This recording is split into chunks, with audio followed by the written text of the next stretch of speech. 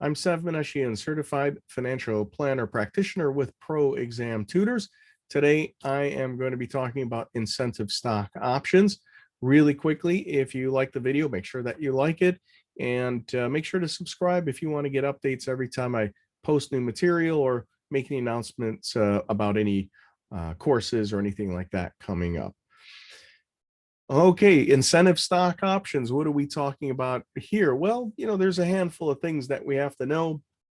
The board, they might decide not to ask you anything about ISOs, although I pretty much doubt that. So you should expect a couple questions. Now, there are some finer details that you'll have to know. Let's just walk through this list, and then we'll get into the heart of the matter, which is really like the tax consequences that come along with ISOs, and we'll look at a brief example. So what are we talking about with incentive stock options? Well, we're looking at a benefit here, and it allows our employees, and these are going to be probably your management type, or doesn't necessarily have to be that way, but let's just say generally speaking, our employees can be given the opportunity or are given the opportunity to buy corporate stock, and we're allowed to buy that stock at a discount. Okay, so that's part A. So we get to buy a stock at a discount, which is always nice. The other part of it is that we could, if we satisfy a couple of IRS rules, then we could have long-term capital gain treatment instead of ordinary income tax treatment on all of the gain. All right, which is really attractive. Okay, so now, a couple of those smaller rules that we have to know that the board could sneak in on us is that our ISOs can only be offered to employees. It has to be written or issued under a written plan because of the prospect here of dilution of shares or ownership by shareholders. The option term, it does actually have a shelf life. It's going to be 10 years. Okay, that's our term. And that exercise period can't be more than 10 years, can't be sitting on these things for more than a decade. And then the option price has to be equal, at least equal to the fair market value. We can't have like a built-in, a built-in gain to this thing. So that option price can't be less than the fair market value. It can be at it or it can be above. Our options can't expire more than 3 months after employment ends. Okay, so we're going to incentivize people to exercise these things, if it makes sense to do so. Hopefully it does. We're only the option holder is going to be exercising the shares, and no more than 100 grand of options can be exercised in any 1 year. Now, this is the point, the very last point. We're going to save the best for last, right? An employee owning more than 10% of the company's voting stock, that option price actually cannot just simply be at the fair market value. It's got to be at least 10% higher than that fair market value. But again, those are kind of some of our little details that we have to know about ISOs. The more complicated stuff is the tax treatment, and this is where we can, if we want to put our money down on a bet here, this is where we're going to bet that the board is going to probably tax us. And we look at our, not tax us, we hope they don't do that. This is where they're going to test us. First things first, we get the grant of the ISO. No taxation at that point, none whatsoever. Why? Because it's just the employer that's just extending an offer and saying, look, whatever, our stock price is at $5, and we're hoping with your effort and your team's effort that our stock price, is going to be at $20. We'd like to give you the opportunity to buy our stock at $5. Okay, fine. So there's no taxation at that point. Now, when we exercise the ISO, in other words, when we go to buy that stock, and let's just say it's one share at $5. So when I come to the table with $5, when the stock is worth $20, I can go to the employer and say, hey, I want to buy this thing for $5. At that point, okay, that's the grant. Now we're talking about the exercise. No income taxation at the exercise price, but we could have alternative minimum tax consequence. And that, we'll save for another video, or I'll address AMT in another video and some of the elements there, because that's another area of concern for CFP exam takers. But now, if we sell that stock in the same year as we exercise it, then that AMT consequence, it doesn't even exist. It's as if it never exists. There is not going to be any tax until this thing is sold.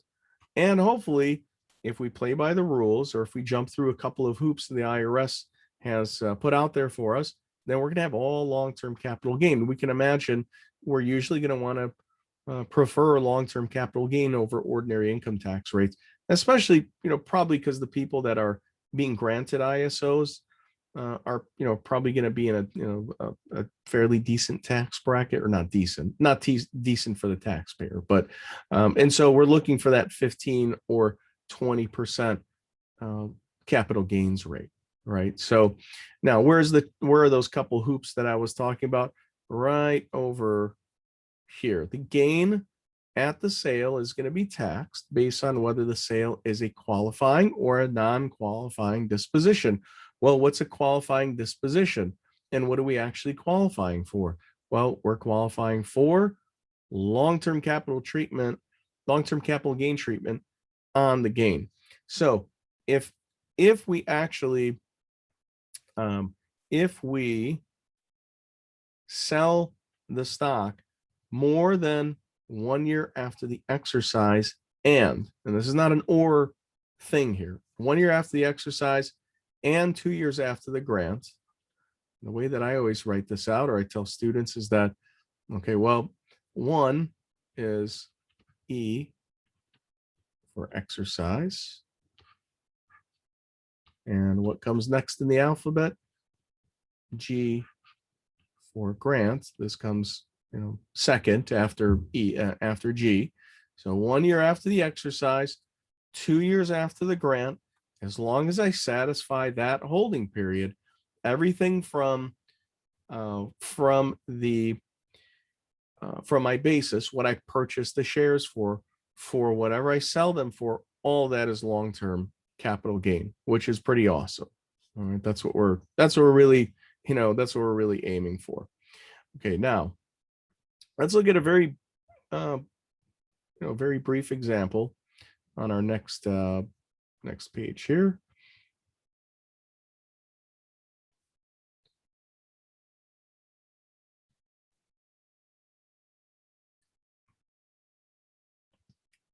And let's take a look. So with our ISO, here's the grant price. It's $5. And again, this is just the employer saying, whatever, Mr. or Mrs. Employee, you can buy the stock that we have here at $5. And we hope with your effort at our company here that this stock is going to be worth, like $22 at some point down the road. Okay, so the employee turns around. For 1 share of the stock, he hands over $5 to the company, and he does that when the price of the stock is trading or it's worth $10. So now you can see there's a difference, obviously, between $5 and $10, and I'm getting this pretty sweet discount here of $5, of 50% from the exercise price. Who's not going to take that deal, right? I mean, everyone's going to take that. So then what happens is that this guy sticks around, and he said, I heard somewhere that if I actually hold this for 1 year after the exercise, and more than 2 years after the grant, then everything from $5 where I bought it all the way up to $22, I heard that that's all going to be long-term capital gain. Now, it is true upon the exercise price, I might have an AMT item here that might pop up equal to the difference between the grant price and exercise price. Fine, I'll have to deal with that at tax time. But bottom line is, this guy goes in here and buys it at $5. He waits, he doesn't sell it. He waits for more than one year after the exercise and 2 years after the grant. to sell it. He goes to sell it at 22. And again, he just bought one share. That means that he's just going to have long-term capital gain treatment on $17 worth of profits here. And oh, by the way, he got this nice $5 discount. Okay, so that's how our incentive stock options work. If you have any questions on ISOs, feel free to contact me at Pro Exam Tutors. Again, make sure you like the video. If you got something or a couple things out of it, make sure that you subscribe as more videos come online. And good luck on the CFP exam. It is not easy. If you need any more help with that, just contact me and happy to point you in the right direction with anything that you need. Take care.